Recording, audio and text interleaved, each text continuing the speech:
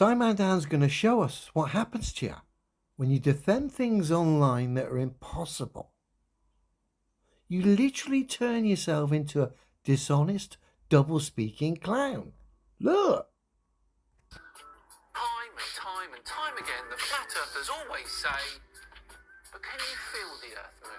Of course we can't, because we're in constant motion, which according to physics means we may as well be stationary. Constant uniform motion means we do not feel it. And it is the same as saying that we're not moving. The orbital velocity of Earth gets faster and slower as it orbits the Sun because of its elliptical orbit. So on one hand, according to Danny Boy, we're in constant motion.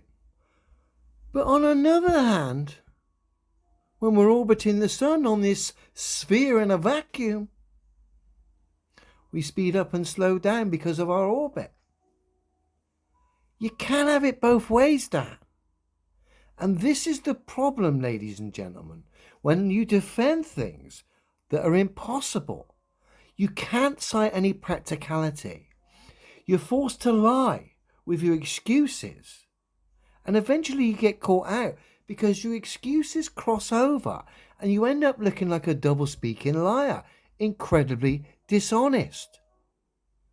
Scimandan's never ever cited a practical reference that backs the claims that would prove the globe earth theory to be anything but a silly theory. He's forced to defend space pantomime and then misrepresent.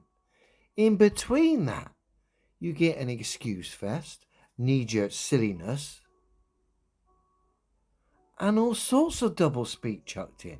Just dishonesty through and through.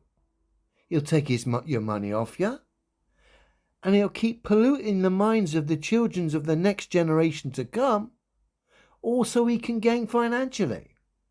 But all you need to do is listen to his own words to see the double-speak, the dishonesty at play, the lack of practicality. The man's never cited a single scientific demonstration in his life.